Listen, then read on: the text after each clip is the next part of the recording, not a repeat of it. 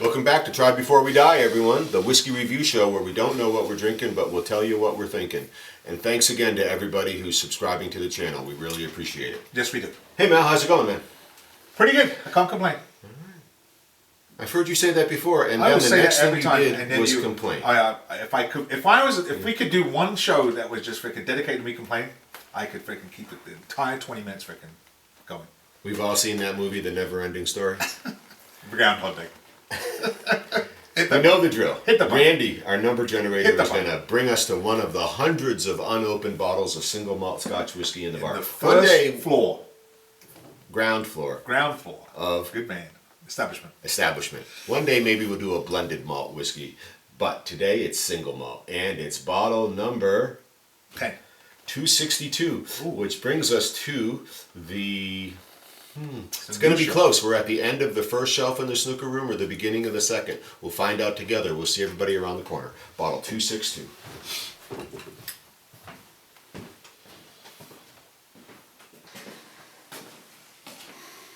So, it's the bottom of the original snooker room shelf. Bottle 262. Well, we know we're at 228, 240, 252, 12 across, but we only need 10. We minus 2. And we come up with a Bunnahabhain small batch, 12-year-old, natural color. Bunnahabhain often does 46.3. 46.3. It's their staple ABV. Now, if I'm correct, and sometimes I'm wrong, I believe this is an unpeated release for an Islay. We'll learn a little bit more about that. This is part of their new label series with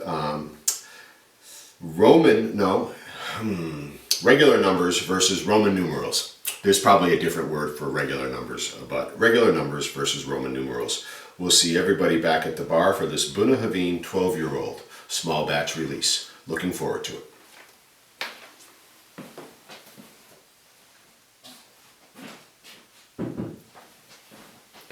Cut.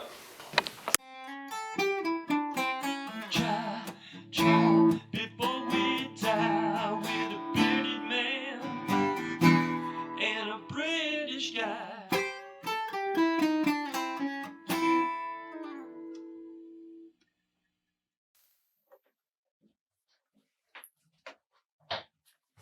Where'd you get a bunny hop? On the trail, Peter Cottontail. We actually have the Bunnahabhain small batch 12-year-old natural color non-chill filtered coming in at 46.3. We'll get it opened and we'll explore the back label a little bit to the best of our ability, and we'll and eventually we'll smell it and taste it. Ready, Mal? Yeah. Bunnahabhain Islay. I think what I learned was of Arabic. Arabic was the number style I was trying to come across versus Roman numerals. Ready? Like normal numbers. Like regular. Put that back in and do that again. Did you open this already? No, you saw me take the thing off. Just easy breezy. So soft. Easy breezy.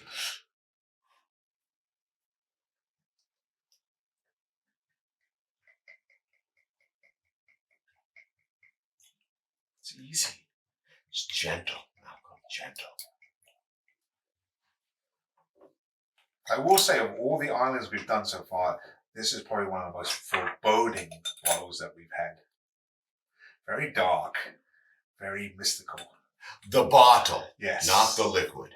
It is a very dark bottle. It's chocolatey, dark chocolatey. I was going to say more like tar, but yes. Okay. Yeah, tar. Bunnahabhain, 1881, established in a remote haven. All right, our 12-year-old is matured in sherry, bourbon, whiskey cask for a tranquil balance of soft, sweet fruit and nut with a hint of seaside smoke. This is a malt with many layers to explore.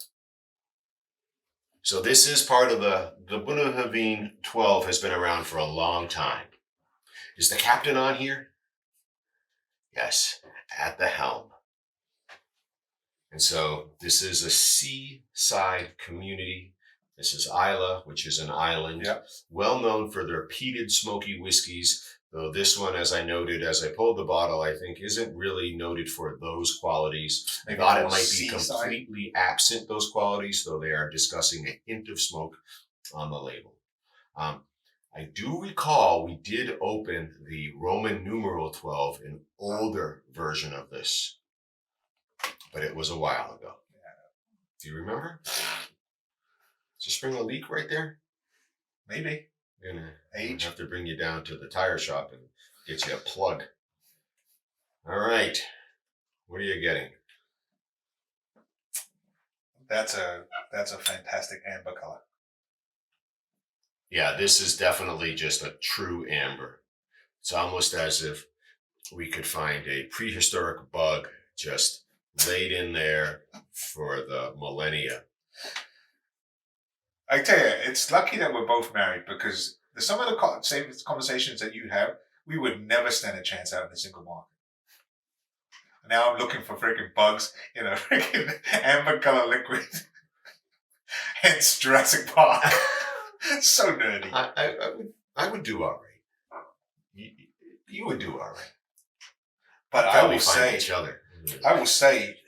this sheeting is I have two legs I can see, I know, I'm waiting for some legs to develop. Oh, there they are. but I have two legs and the rest of it is still just clinging to my glass. Can you get these? Okay, yeah, you have a much more volatile one. And again, I think it's because you're pulling in from a nice light from behind my glass. See, I can see yours developing here and here, there. They are not thick. They are more streaks of legs. Yes. All right. So the Bunnahabhain 12-year-old, the new label, The Arabic label. the Arabic label. What was it again? Sherry, bourbon, fruit, nuts, hint of smoke, soft and sweet, many layers. This has gotten some accolades, though many people are preferring the Roman numeral 12 bottling to the 12 bottling. ABV on this was 46.3, 46. which is a consistent So, ABV for the Bunnahabhain. your median. Yes, yeah, now we're into definite middle ground. Ready? Mm-hmm. That sherry influence is obviously there. Yep. Follows you right through. Little seaside. Salty. Kelp, salty. Yep. God, if there is any smoke in there, it is Extremely light. It is old day old smoke that whisked by even at its freshest point. I don't even know if I can say there's smoke in this.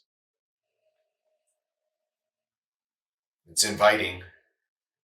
There's something deeper about this than just a sherry cask. Floral. There's something there that's floral. Well, definitely sweet. Relaxing,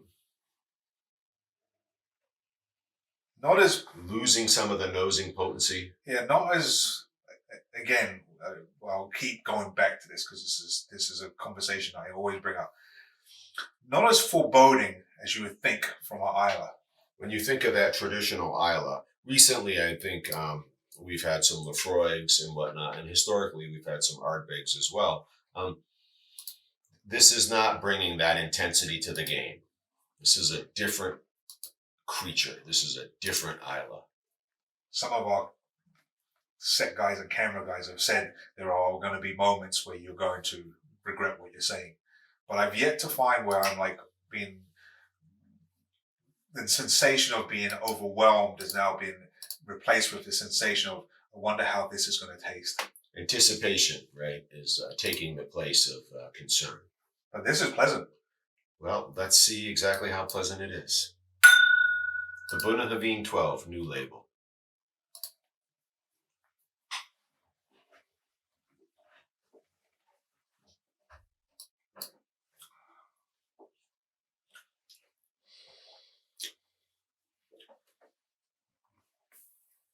14 a little bit. I have a little bit of heat.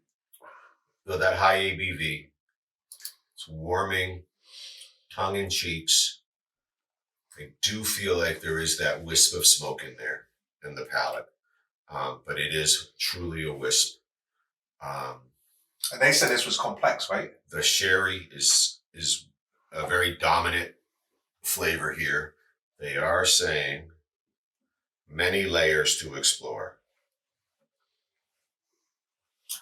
So I'm going to disagree with that. So the nuttiness, I am absolutely getting all Nuttiness over I my got. tongue. Yes. But I'm going to disagree. And then, like I said, this goes back to my palate, Mhm. not to what they have achieved. I'm not pulling all these different flavors because I found it very abrupt. I didn't feel like I had this long-lasting drift over the tip of my tongue, across the middle, over the back, and down. I felt like this was over and done with. The nuttiness is lasting on my tongue, and I have it. And this is how I can tell it's on my tongue. So I like pistachios. I'll tolerate almonds. Walnuts, I feel like I have the slightest allergy to, which will sort of at times slightly interfere with my breathing, swell me up a little bit, right? Just won't stop me from eating them. I don't really care for them that much, right? But I have just that slightest bit of that same experience happening here, where like I can feel the nuttiness in my mouth here. I will agree. The nuttiness is there. Yeah. Like I said, that the layers, not really picking out a lot of layers, not really being able to pick out anything that I'm like, oh, I can get that. Oh, I can get that. Well, so try this. We've got absolutely sherry on the nose. Out. We've got nuttiness in the mouth. Yes. We've got a little bit of warming happening here. Yes. So there's 3 areas we're picking up. We're not picking up 18 or anything like that. And you're getting some sweetness too. A little sweetness. And we agreed on some saltiness. Correct. So now we're at 5. So where are we gonna where is the line for you when it comes to complexity? Several dozen? At least 5 dozen, at least 60 different recognizable flavors. That seems unrealistic, right? So then, if you were to call something complex, how many layers would you have to expect to freaking call it complex? So for me, for complexity, I feel like I would need a front, a middle, and a back, and almost each of those sections to have a top and a bottom. Okay. Right? So that would be at least 6. Okay. Right? Including mouthfeel, including what's the finish. Okay. Right? So you've just changed my definition completely. Yep. So if you're going to put that as your baseline definition, Yep. then I have to now agree with you that there's some certain level of complexity to that. This is mild to moderately complex. This isn't a high level moderate, and we haven't moved into a severely complex whiskey. We're top end mild, low end moderate complexity. Okay. My opinion. No, like I said, your definition is now just freaking opened my eyes up to be able to say, okay, maybe my definition of complexity was to pick up different flavors. And there should have been X amount of flavors to freaking say this is going to be complex. But now that you've said mouthfeel, front, back, middle, heat, different flavors you're picking out, you should have at least 6. Let's just say the ballpark is 6. Yep. Now I'm like, oh, if that's the definition of what complex should be, then I have to rewrite what my definition of complex should be. Because if that's the case, I am picking up everything that you've said, maybe added a little bit more in here, maybe a little bit less here. So that by definition is now a complex drink. And though Malcolm is hitching his wagon to my definition right in this moment, you don't have to. You can have your own definition of what a complex whiskey can be like. And that, again, is the beauty of your experience. It does not have to be ours. Ours does not have to match the label's experience. And oftentimes it doesn't. Oftentimes they'll discuss more than we experience. Sometimes we'll discuss things that they haven't noted. That's the wonder of the single malt Scotch whisky world. Now, Mal, I have an idea for us. It just so happens behind me. Look at you. You're like magic. Oh, no. Oh! Did you do that? We may have an issue. What the? I didn't anticipate this. So this is the Roman numeral What type of ragtag office freaking is this being? This is not planned, everybody. I would not have done this if I had known there was a cork failure. Let's find out if we can do it. However, as a PSA, that's why you keep all your extra ones, because you can always find one that will fit. Moisten it up just a bit. This one we should just do right out of the bottle. Let's just throw caution to the wind. Just take a swig. You got it. I don't think it's gonna go. Yes, you will. If this doesn't go,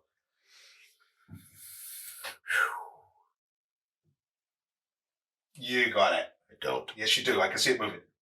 You can see. I don't know.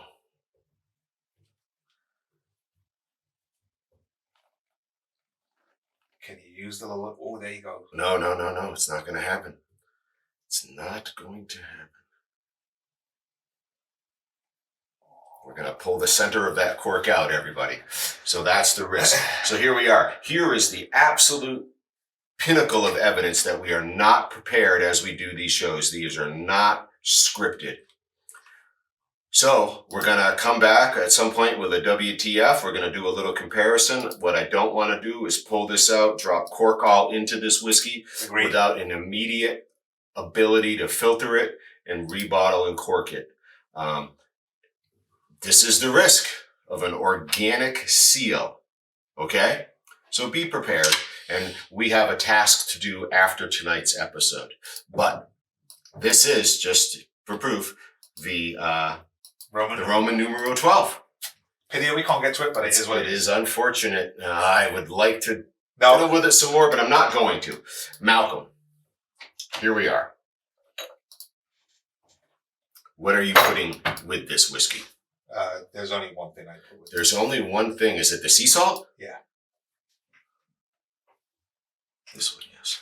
Because I don't think... So let's just say this was smoked salmon. Yes. I don't think there's enough smoke in here for this to drag it out of. Nope. I just don't. I agree with Mal. I think he's onto it with the salted chocolate. I am, however, going to do a whiskey fudge from Glenfarclas. I think it's a very rich fudge. Very sweet fudge is that as well.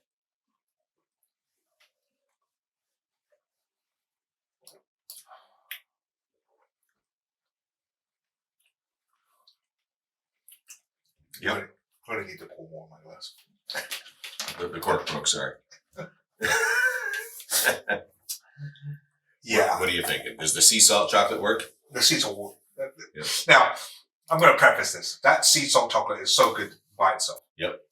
But I think when you go to the Islay, yep, I think that sea salt would work with every one of them. Because of the salt brine. Maritime briny. Yep. I don't disagree that if we had a little bit more smoke in this drink, that this smoky, if you're taking a smoky accoutrement, Mm-hmm. whether it was this, the salmon, the trout, Mm-hmm. something that was got some smoke, you would drag some out. But I think that sea salt with this, there was a nice hint of salt in the drink to begin with. This just sort of elevated it a little bit more. And again, just made it so much more enjoyable. I'll say this whiskey fudge has a sugary sweetness to it, but it's tempered by the whiskey that's infused from Glenfarclas in there. It's, by the way, well-known sherry whiskey, going well with this sherry Islay. It was just a wonderful pairing and a nice slight deviation from our usual chocolate. Yeah, okay, I'll do that. To move into this other chocolatey direction. Okay. Unfortunately, we couldn't do a quick comparison with the Roman numeral 12 because of a cork concern, but no point in rushing it, and we'll attend to that off camera. In the meantime, let's see what the crew has for us as we wrap up Bunnahabhain 12 at 46.3 from Islay. You can add, you can get in trouble for this. It is true. Here's to our wives and girlfriends. May they never meet. Well, both empty glasses. Cheers. I've got something. All right, I'll go to some dead. All right, there was a little sip at the end of it. All right. So, I Again, just a little bit of the wisp of that smoke. I am bummed we couldn't do this comparison. What I think is great about this is the fact that it's another introduction to an area if you're specifically a Speyside or more gentle lowland, something like that. Yeah. This is another episode where you can look and go, holy crap, there's a drink that I may really like. I may enjoy it because it's not overpowering it. I didn't feel like it was like, holy crap, this is the smoke, the peat. Right. Excellent. Right. Do not limit yourself just based upon the region.